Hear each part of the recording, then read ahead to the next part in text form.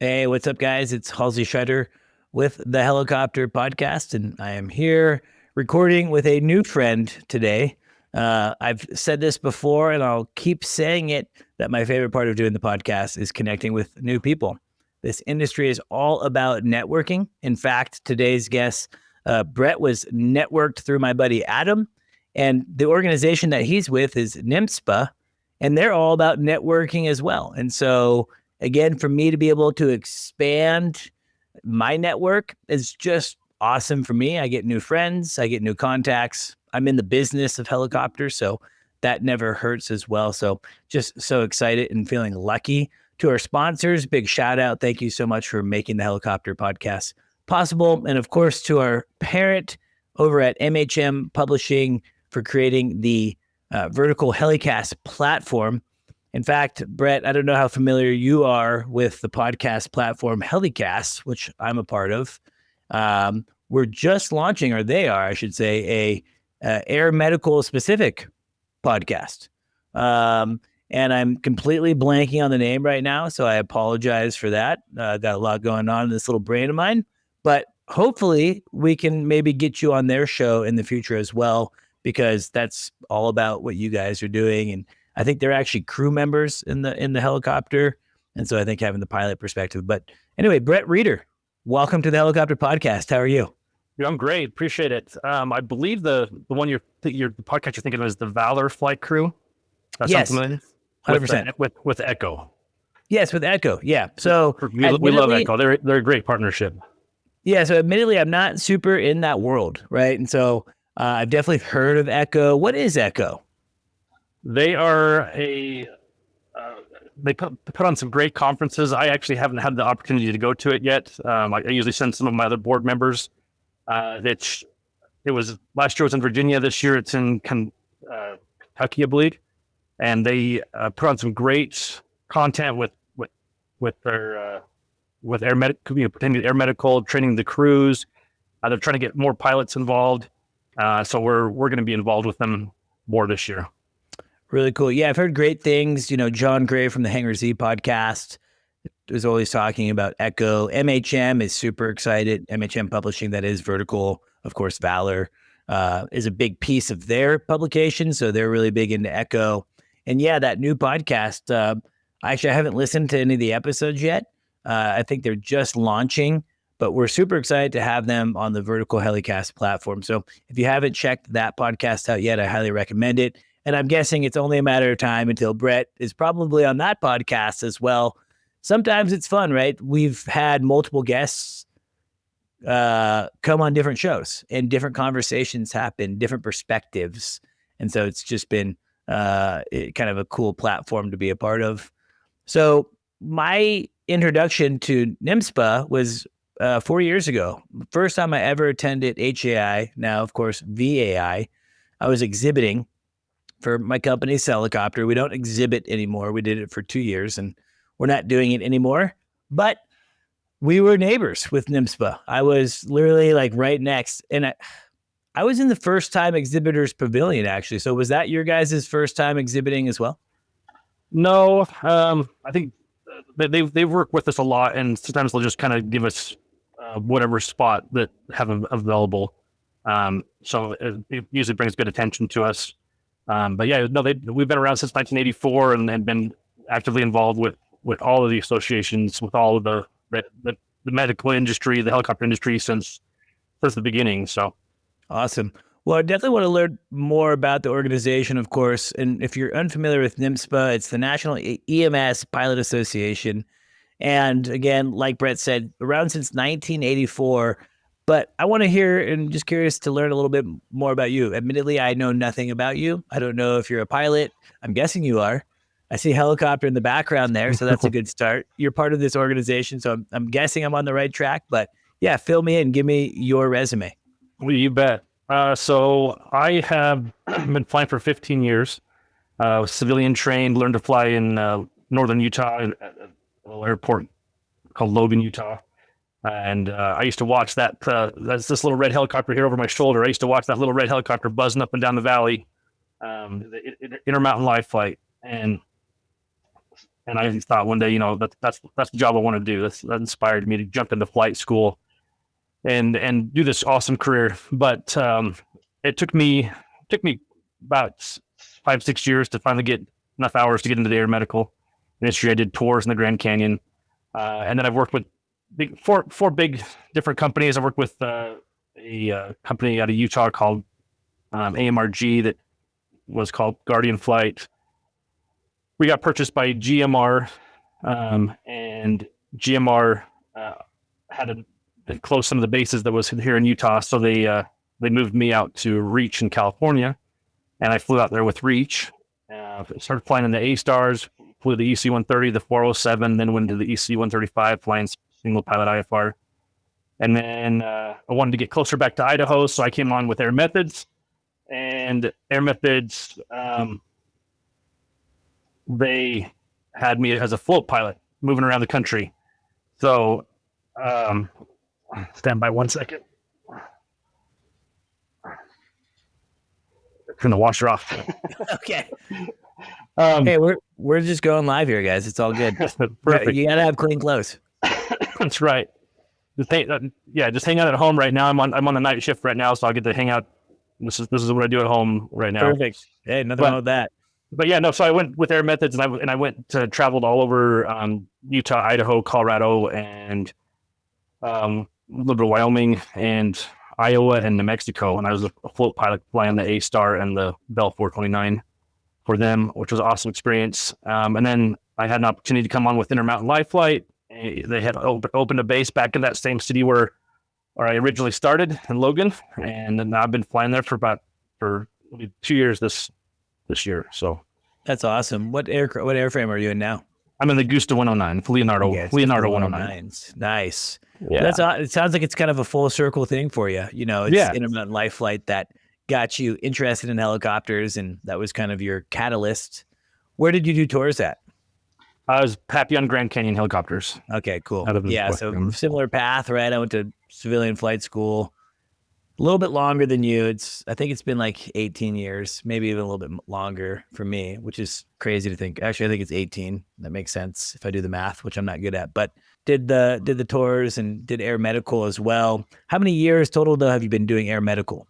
Well, this will be my 11th year of air medical. That's hard, man. I got to be honest. So I've talked about it on the show before. I worked for AEL, Air Evac Life Team. I was in Texas, flying the 407, also flying the Long Ranger at times.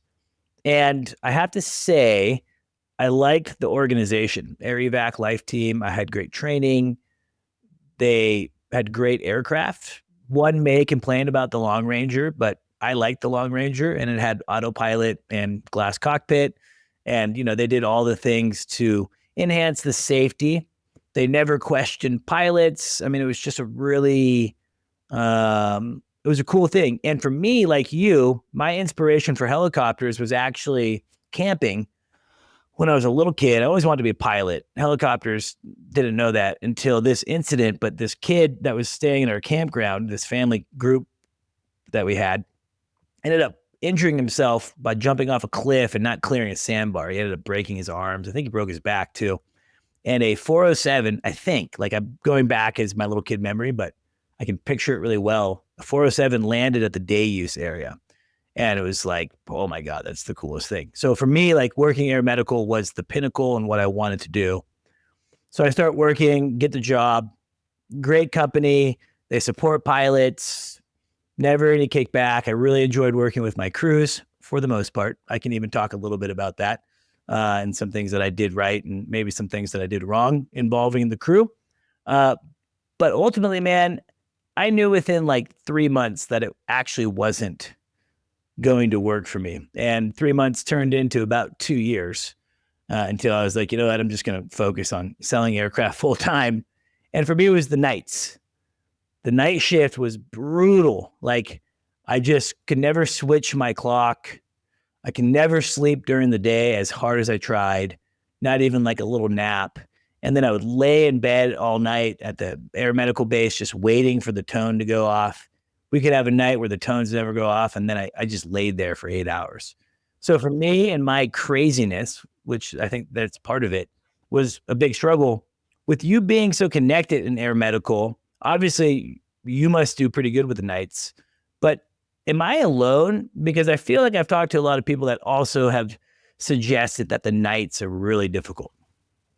No, I don't think anybody in their right mind should be awake between 1 a.m. and 4 a.m. I hate that time of night. And if I can get an early flight and get in my bed by midnight, I'm golden. But no, yeah, I feel the nights are hard. It ages you. But I do enjoy it. I don't have a problem.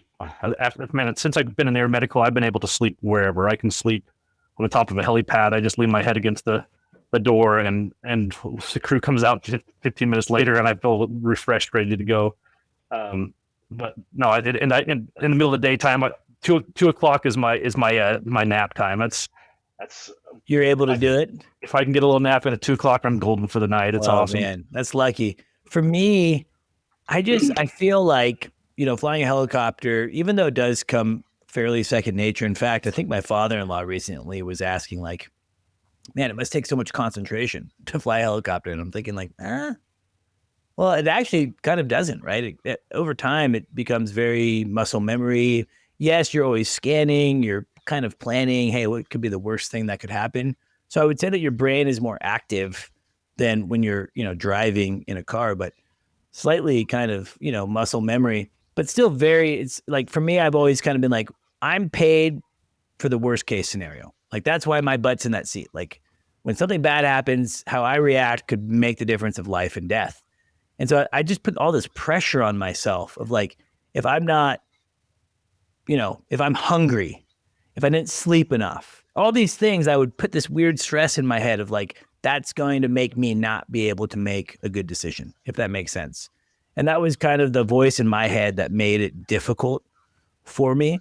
With you and being so engrossed within the air medical community, do you think that there is a legitimate safety concern for pilots flying between, say, the times of 1 and 4? I know for us at AEL, that increased our risk matrix by a couple points.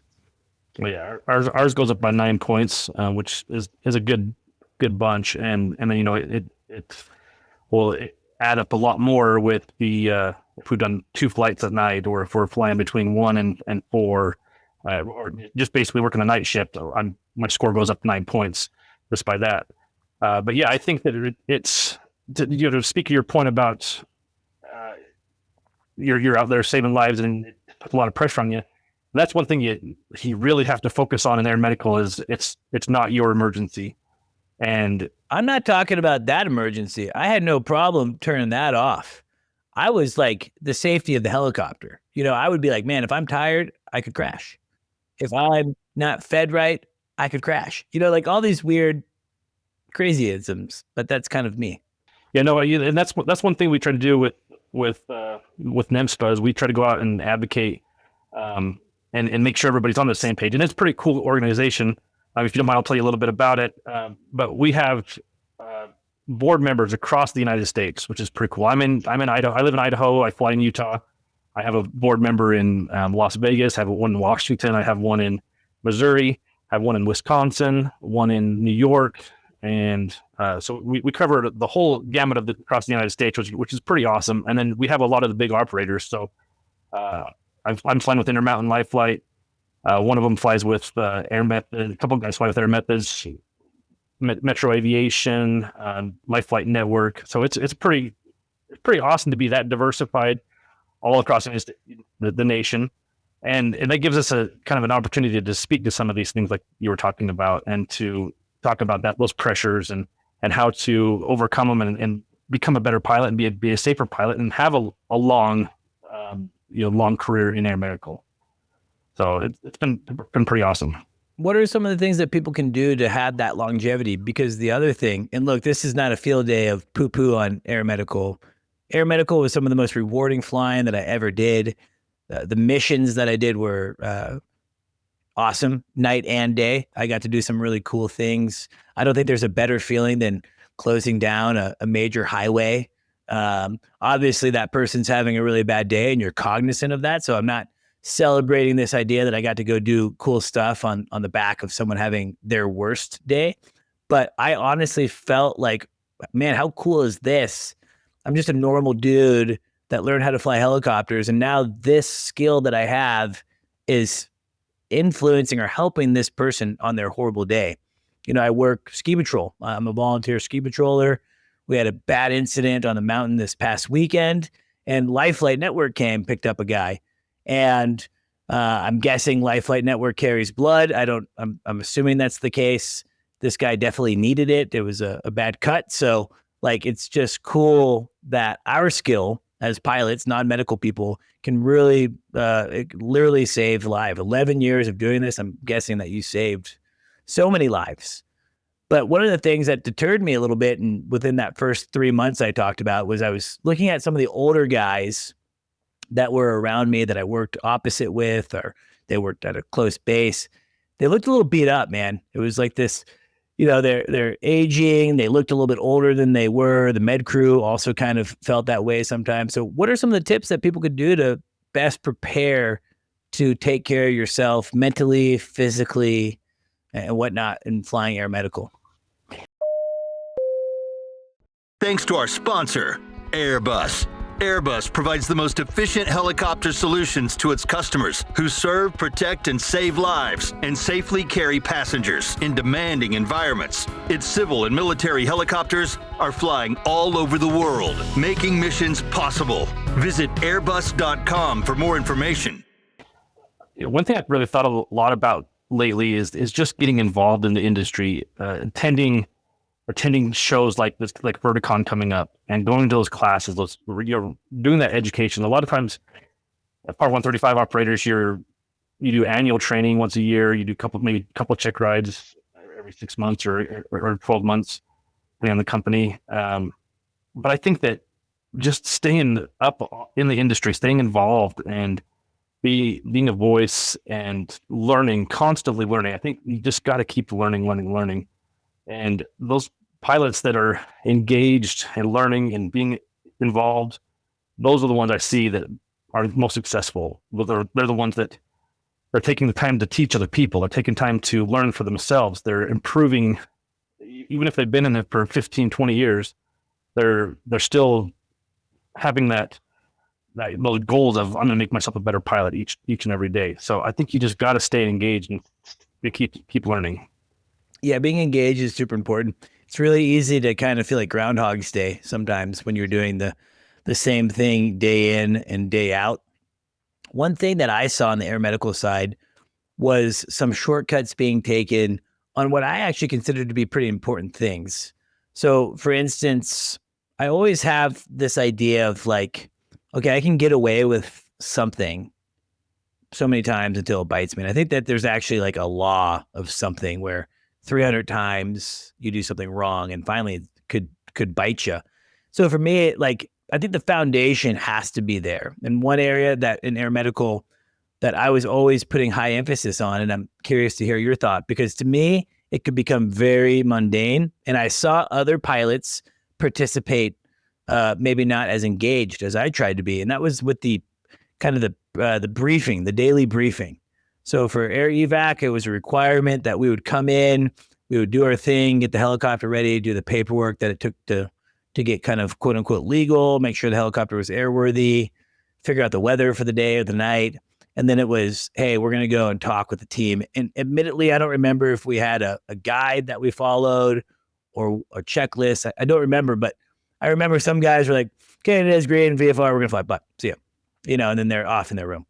Where me, I would sit down and I would really hey, I know that we had the same conversation yesterday. It's all the same, but let's talk about it again. And let's debrief actually a little bit from what happened yesterday, even though we had already debriefed. I tried to make higher emphasis. What's your opinion on the importance of briefing as a pilot and with a crew? A couple of the other pilots around our base, they've briefed. I've listened in on some of their briefs, and I was like, they're seeing some really great stuff. And one of the things that they always say is they get with their crews and they just give them a chance to talk and say, okay, hey, in the last couple shifts that you've worked, has there been anything that's happened that you're thinking, wow, that'd be good to discuss more, or did you have any experiences? And I found that if I've asked those questions, it really opens up some very good discussion. And the crews appreciate it. The crews really appreciate getting to know each other and to talk and say, what's your mindset right now in this moment? There's times where you just kind of want to fill the room and see how everybody's feeling that day. And so when you can sit down there and just have some brief conversations with each other, it really helps out a lot to make everybody feel comfortable, know how everybody's feeling, if everybody's had like a good night's rest, if anybody has any problems going on in their lives. And it just makes such a better team environment. So I think the pre-ship briefings are so important, and you really got to take the time to do them. And there are papers out there, and NEMSPA is working on recreating some that is a daily topic briefing, and just to have something that to go and address and to talk about, just to spark those conversations.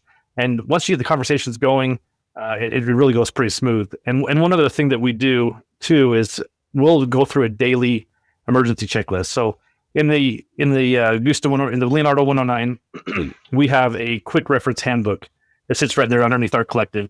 And we're not supposed to memorize really any of there's a couple of emergency procedures we memorize, but we have this book that we're supposed to, if we have an emergency, caution light come on, you reach down and grab it, and the crew member will read you line by line what you're supposed to be doing. And so we just practice that. I'll pull that out and say, hey, let's go through and read this. And it just makes a huge difference, and they really appreciate it. So yeah, crew shift briefings are very, very important.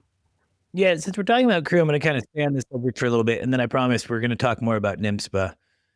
Don't let me not talk about it, because this always happens to me. I have a guest on. We're supposed to talk about a specific thing, and then we just have so much fun talking about other things that it's like at the end I squeeze it in. I don't want to do that. We got about 40 minutes left, so yeah, the crews is such an important part, and I think for a long time in air medical, there was a lot of negatives in air medical for a long time.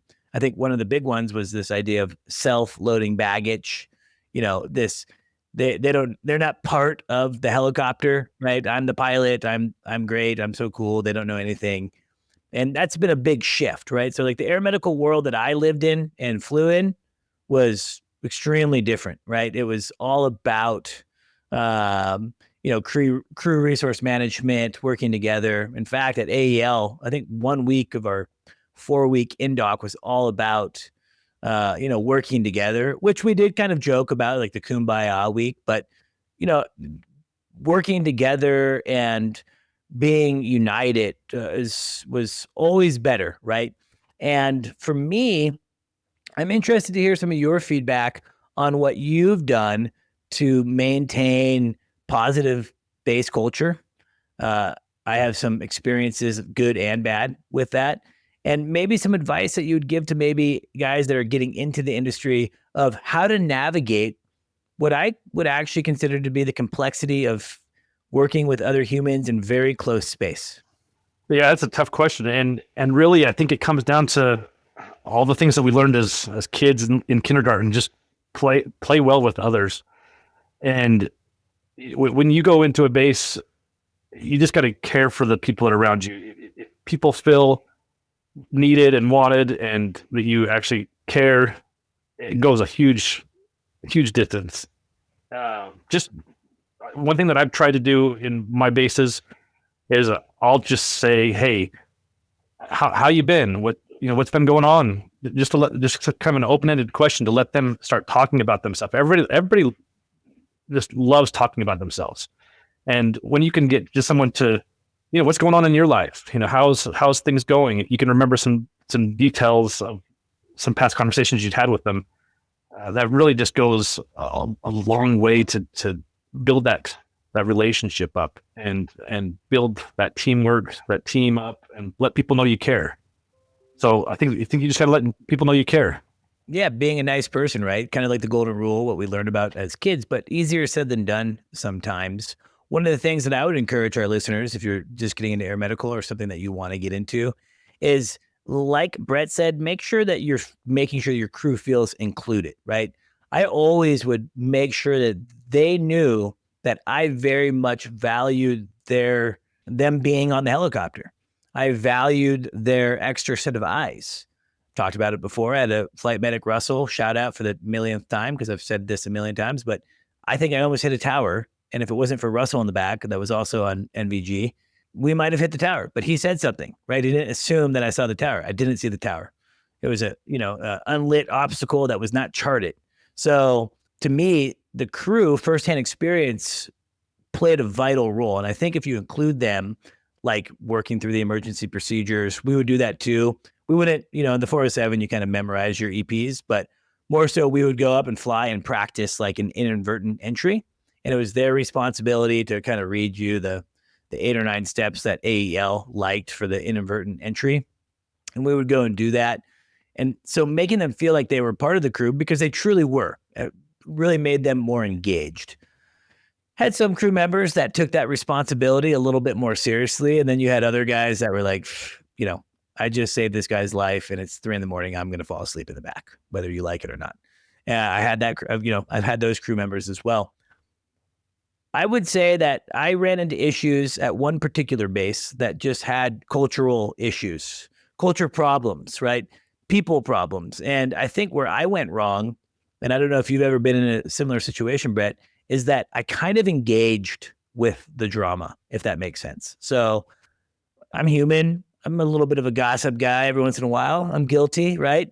I think we all kind of rubberneck, right? You're looking around. You kind of want to know what's going on.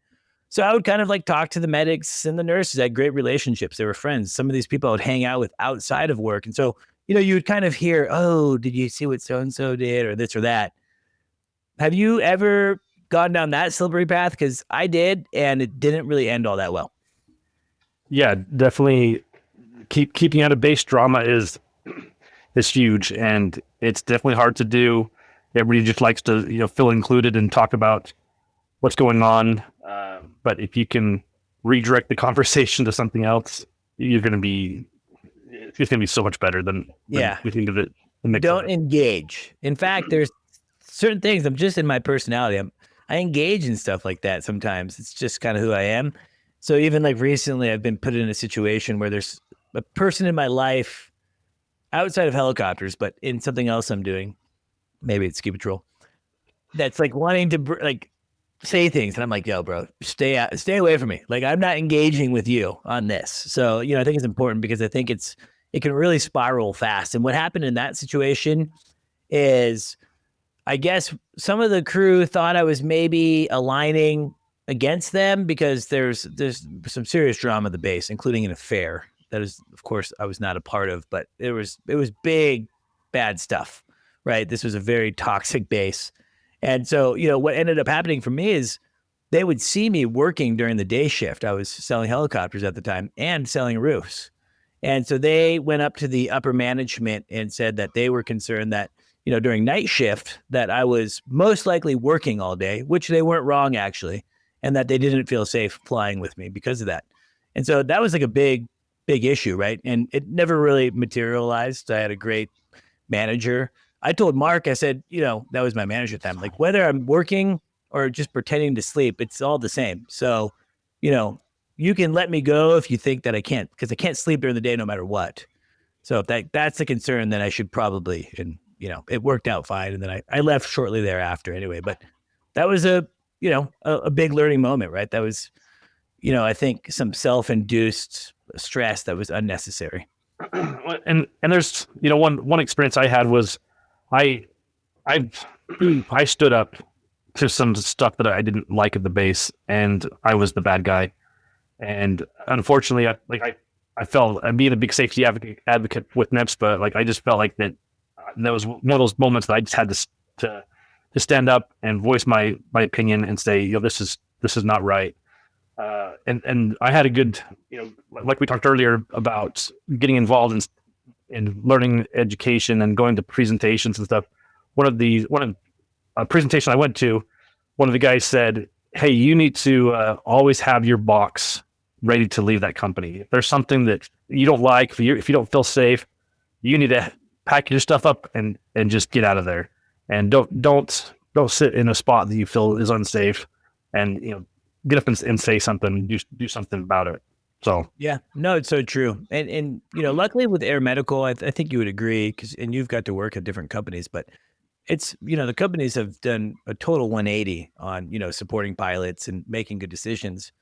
But even at Air Evac, there was a couple situations where I had a program director that would do things like call the base next to us and ask the pilot if he would have declined the flight that I just declined. Things like that. To me, that would deteriorate safety. And so I spoke up about those things too. Producer Zach, actually, who's lurking in the corners, he knows all too well because he was with me at that base for a little bit. I never if someone would challenge safety, I would lose it. And I don't think I always handle it in the right ways, but it's important. You have to stand up for safety and you got to be ready to go, right? You got to be ready to pack up. And the best advice I ever got as a helicopter pilot was when I was just learning. I sat next to this super high time San Diego Fire pilot on an airplane, and I had 12 hours of flight time. And I told him, "Hey, I'm going to be a helicopter pilot." We're chatting. "Oh, I am a helicopter pilot." And I'm like, what's the biggest advice? And he's like, "Learn how to say no. And you have to be comfortable saying no. And you might get fired, and that's totally fine." And that's really, stuck with me through my career. And, I get it more now, of course. And so, yeah, I agree 100%. So NEMSPA, the organization that you're part of, 1984, you guys are all about advocacy, education, safety initiatives, and, of course, networking. What was your reason for joining NEMSPA? What gave you this idea that you wanted to do more? Thank you to our sponsor, Metro Aviation.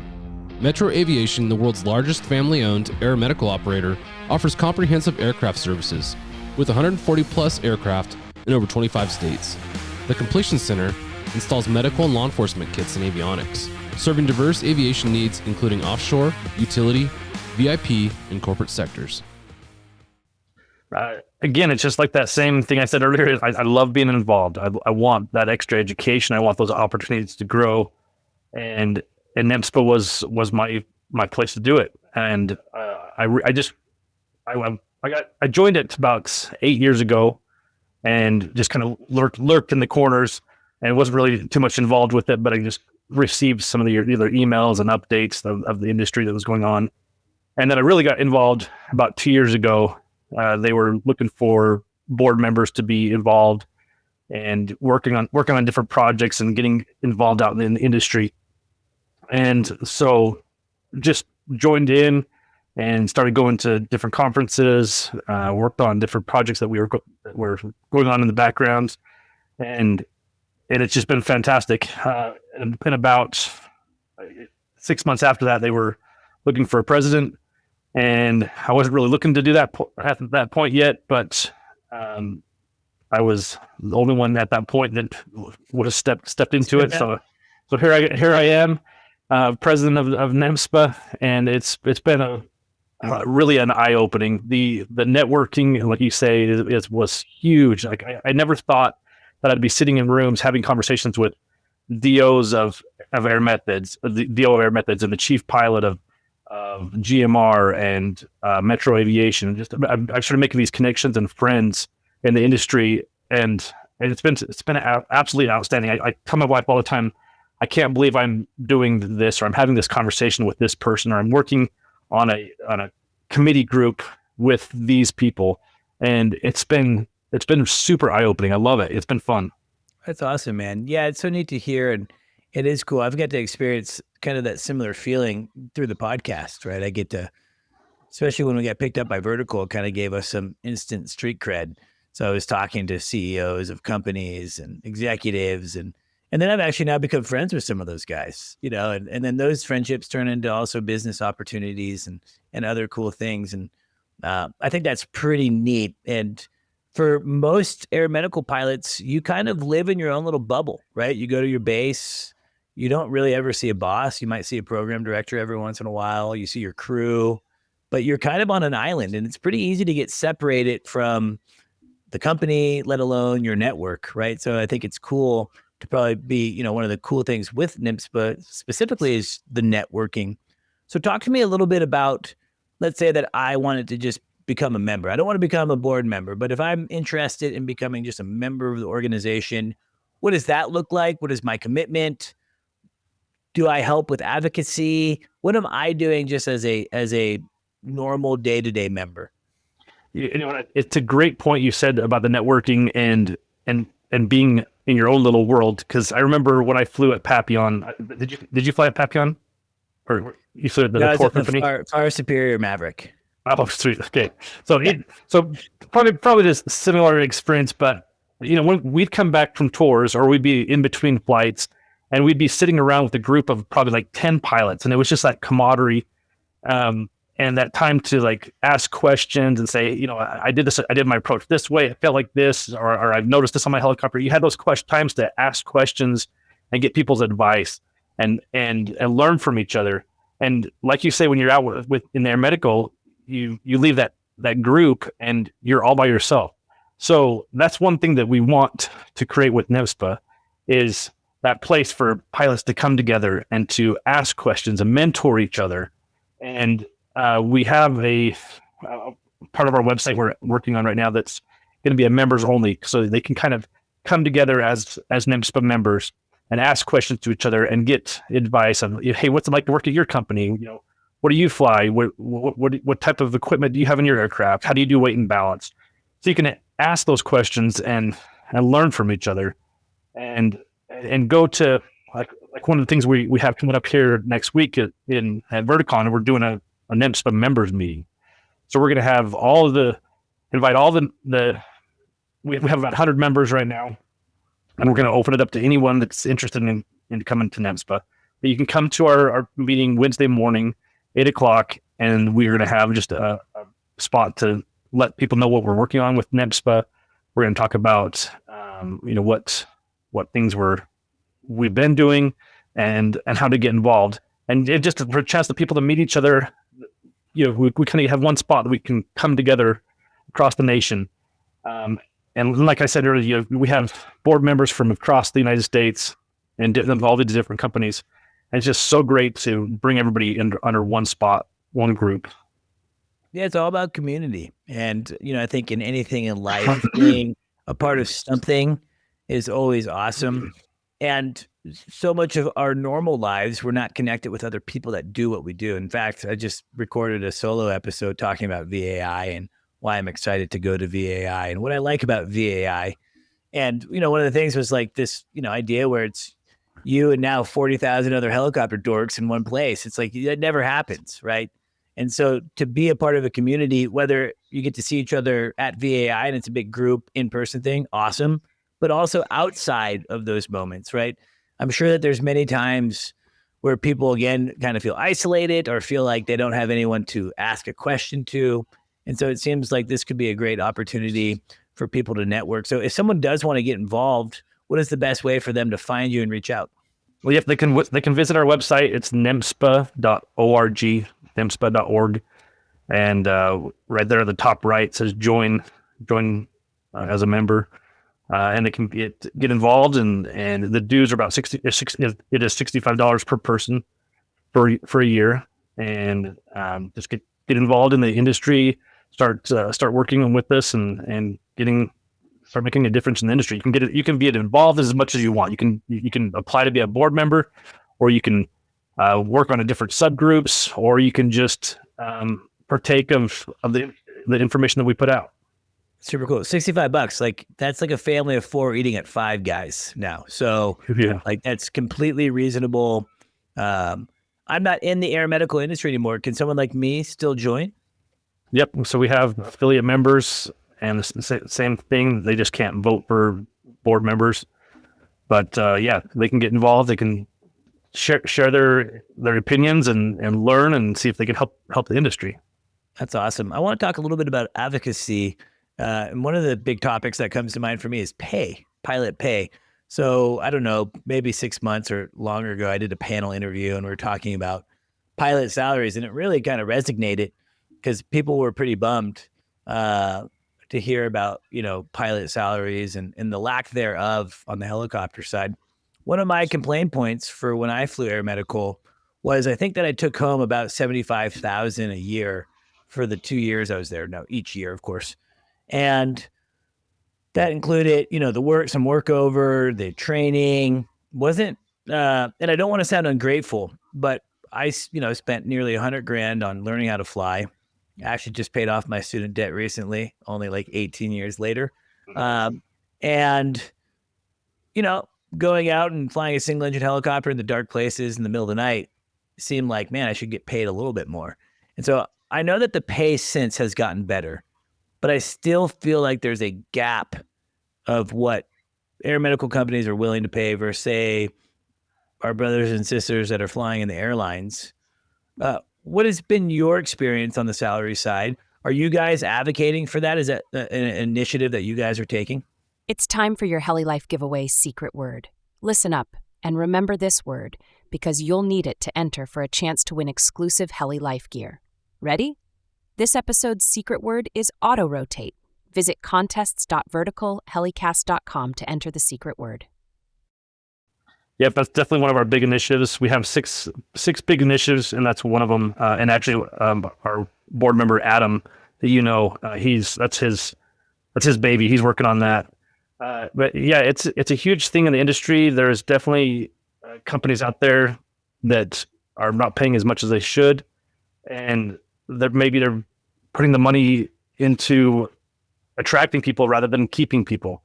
And we don't have the solution or the answer for everything, but there's definitely got to be a way to make it work.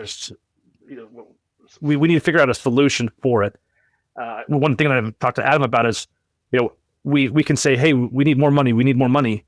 Well, how do we tell the pilot, or how do we tell the companies, what can you do to go get this more money? Do you guys have the money to pay pilots more?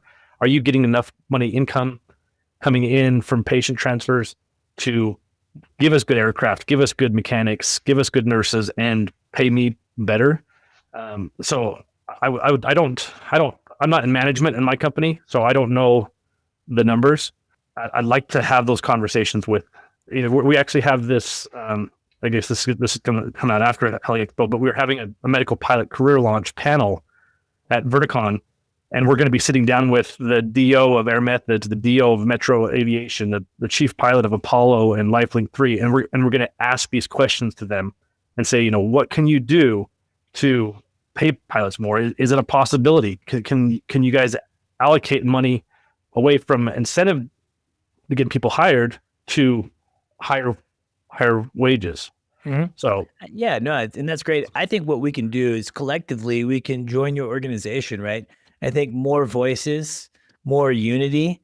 The louder you are, the more you're heard, right? So I think if you're listening to the podcast right now and you want to be a part of some of the positive change, which could increase pilot salaries, which I think is super important, I think helicopter pilots should get paid way more, not just in air medical, by the way, in all sectors.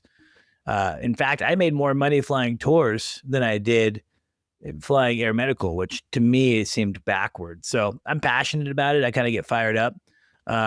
So, if you're listening, be a part of the conversation, and you can do it by becoming a member of NEMSPA, right? And I'd love to hear that this is one of your guys' initiatives because I think it's super important. Honest truth, my thought is yes, I think these companies can't afford it. I think that most of them or some of them are large private equity, maybe even public for others. And I think that makes it very difficult because there's shareholder expectation of profits, right? So it's about appeasing shareholders and on a quarterly basis, not even just like a fiscal year, but I mean, quarterly you have to be performing or else, things are not good for the company, not good for the CEO, right? The CEO is held accountable to the shareholders. I think the CEO should be accountable to the pilots and the crew members and the director of operations and the chief pilot and the mechanic. I mean, I think that that's where their attention should be, but oftentimes I think it's taken away. That's just my personal thought. I could be wrong. You talked about this program that you're launching. Tell me more about that. At Verticon, we're putting together this medical pilot career launch, and it's kind of a cool program where we've got these we got eight pilots. They're going to be talking to us about the industry. Our biggest thing we want to help out with, this is right along with our pilot shortage initiative, is we want to get more pilots interested in becoming in air medical. We want the pilots that are already in air medical to have the tools and know how to be successful and stay a long career in air medical. So we'll have this panel that we'll be talking with chief pilots and DOs and the assistant chief pilots, and we have a flight nurse on there. We did this last year and it went really well, and it's going to be even bigger at Verticon. We're having that on Tuesday, and then on Wednesday. Well, sorry, Tuesday we're also doing. We're bringing in a professional photographer for people to update their headshots. Oh, so that'll be a free thing that we're offering to people. Anybody that attends the career fair, they can come in and do that. Which it's just kind of one of those things we wanted to add extra to the event. Another thing that we're doing, and you said you've been to, or I listened to your podcast earlier about kind of VAI and Verticon, and this is your fourth one. But I remember my first one I walked into that room and there was all these shiny big helicopters, and I was like, man, I'm gonna get so much done, and I'm gonna talk to so many people and network and talk to all these different things about air medical, because that's the way I want to go. And I ended up wasting my time because I didn't really have a direction or a plan of how to accomplish it. So what we're doing is we're taking all of the foundation classes, all of these rotor safety classes that they used to be called, and we're identifying, hey, these are the ones that apply to air medical. So we've got these listed on our website right now. And then we're going to say, out of all these different vendors that are out on the showroom floor, we're going to take you and say, all of these pertain to go to this booth. This one talks about air medical stuff. Go to this booth. It talks about air medical. It relates to, you can go in and ask these questions. So we have some great things planned, and it went very well at Air Medical Transport Conference last fall, and we're going to do it again, but bigger at Verticon. So that's awesome. It's one of those things to get involved and be in the industry. So it's way fun. No, I love to hear that. What we'll do too, after we're done recording this podcast, we'll do a little teaser and we'll put it up on our social media this week before the show, because it seems like there's so much goodies that you guys are providing at the show. I think it would be awesome to help put a little bit of more voice behind that. So we'll do a little teaser that we can release this week, which will be really cool. You said 6 initiatives. One is pilot salary. I'm going to put you on the spot, but you're the president. You should know all 6 initiatives. And I'm sorry if you don't. I feel like I would be that guy. No, I'm good. I'm ready. Okay, because I would be that guy. I'd be like, oh shit. We have 3 pillars in our business, and I know that, and we talk about them all the time. And I still, when I'm put on the spot, I'm like, ugh. So. Thank you to our sponsor, Precision Aviation Group. Mission-critical operators and fleet managers rely on Precision Aviation Group as a worldwide leading rotor and fixed-wing MRO provider. PAG provides tip-to-tail solutions in 4 MRO segments: avionics, components, engines, and manufacturing DER services. A single point of contact gives you access to over 150 million in inventory globally, 24/7. Just call 800-537-2778. Precision Aviation Group. Others sell parts. We sell support. I actually read your mind, and I pulled them up on my computer, so I have them right here in front of me. Smart man. But our first one, our biggest one, what we did to get these initiatives is we actually went out to our members and said, what do you see as the shortcomings in the industry? And then we pulled everybody on social media as well, and we came up with these 6 different initiatives. The first one, we saw a lot of need for the FAA weather camera system. There's a website, great website, FAA weather cameras, and they've started adding cameras. They're really strong in Alaska, really strong in Colorado, and we're trying to help grow this across the nation. So I'm on. This is one of my babies, and one of our other board members, Gabe. He's on with me as well. He's in New York. I'm in Utah. We're working with our Department of Transportation. We're working with private entities to build up these weather cameras. Our second one is double IMC, kind of like that weather interpretation, go, no go decisions. And we have a board member. He's focused on that one as well, making some good decision making in the industry. I want to just tag on that real fast. Double IMC, inadvertent entry to IMC kills people.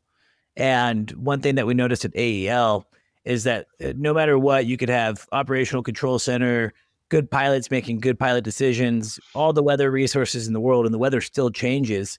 And we had on average, I think, maybe 8 to 10 inadvertent IMC encounters every single year. Since they implemented glass cockpit, autopilot, and actual training in quarterly simulators, and they harped on it also in NEO, they're 100% for their inadvertent. And I haven't heard any accidents, at least coming from them, on inadvertent. I know there was a nighttime bird strike that caused an incident, this past year. But as far as IIMC, it's so important. So if you're listening to this and you're a VFR pilot like me, I have no interest in flying helicopters IFR personally. You might end up in the soup someday. So IIMC and understanding the proper procedures to get yourself out of that is so important. So I'm so glad to hear that that's an initiative. Yeah, we love it.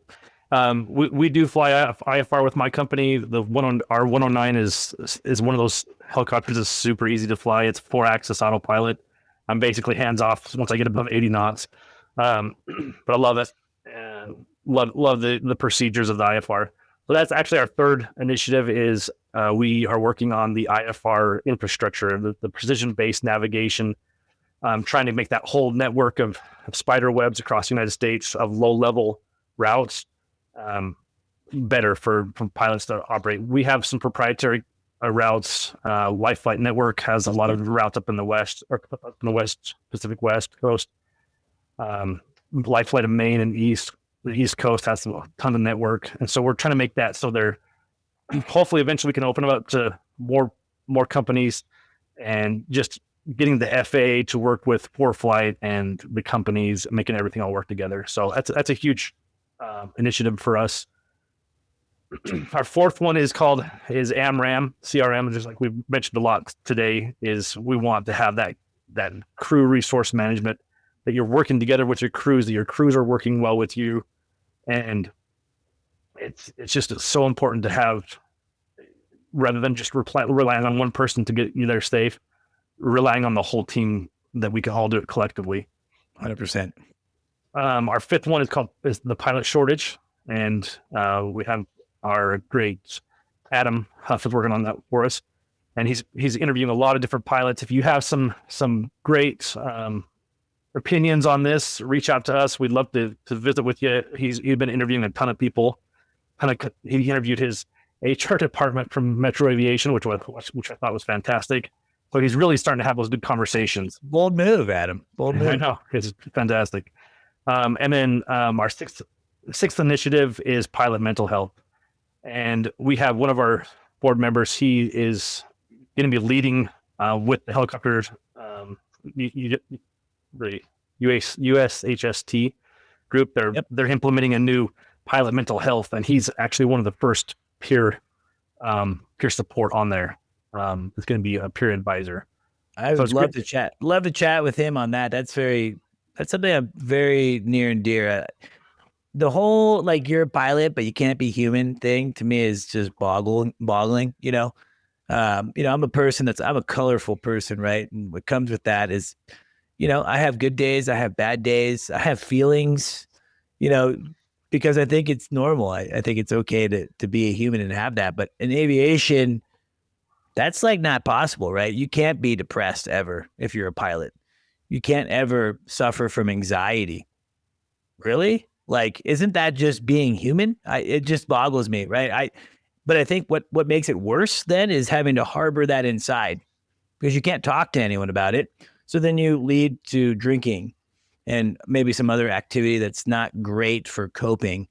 Alcoholism is super high within pilots, not just helicopter pilots, but also airline guys. I'm a sober person now, And I think some of that is based on just this idea that I had to suppress things for a long time because I couldn't necessarily open up about some of the day-to-day struggles that I had personally. So I'm curious to hear, I'm curious just as an aviation whole on how we fix that. But I think we're probably in an age and an era where I'm not trying to be all fluffy and it's like, oh, everyone has feelings. I'm just trying to be like, hey, let's not beat around the bush, right? We're human.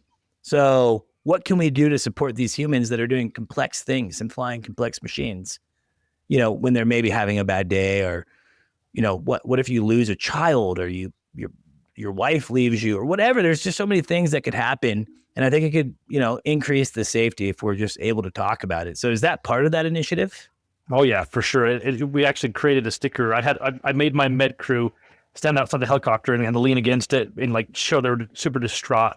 And I made the sticker that said it's okay to not be okay. And it's so important to just talk about it. That's one thing, because there's so much stuff going on in your own personal life. We're all affected by different things. Plus, then like you go on a scene call and you're seeing some super dramatic stuff. You're not taking care of that patient, but you're in charge of making sure that helicopter gets there safe, and you're right there next to that patient. Depending on the type of helicopter, that patient could be sitting right next to you, bleeding, and you can hear them screaming. It's super traumatic on the body, and it's crazy. And pilots aren't taught to debrief that we don't go through this crisis. How to talk about it. So it's something that we're definitely working on, and we want people to open up and talk to each other. And it's okay to not be okay, and it's okay to have those rough days, to have that anxiety. Yeah, it's just something we're all going through it. We need to be there for each other, and it's okay. I like that. Well, if you guys want something to part of that charge, let me know. I'm passionate about that. So I think that's super cool. And yeah, man, you smell it, right? Injuries smell weird sometimes. You hear it, you see it. You tell me picking up kids that just drowned to death, and tell me how that makes you feel. It's not great, right? So there's so many things that could, cause an air medical pilot to have all sorts of weird feelings. And again, you have the rewarding days, you save a lot of lives. One of the weird things for me one time is we picked up a patient. I'm in Del Rio, Texas, so border of guys having a heart attack. I learned early on that, like, if you're having a heart attack, you're not all the time just like looking like you're dead. Like, this guy was sitting up, talking, whatever. And I came around the helicopter and I looked at him, and it seriously was my dad. It looked like my dad. Like, it was my dad's doppelganger. Took my breath away. It was like shocking.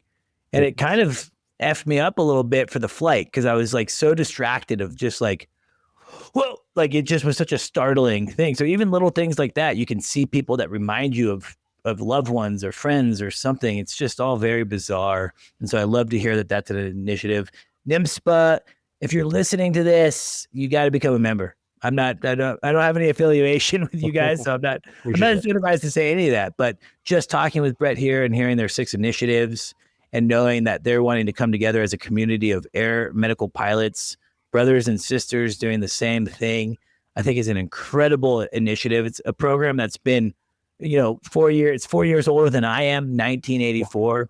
So it has long tenure, and it seems like it has some really cool people in it now.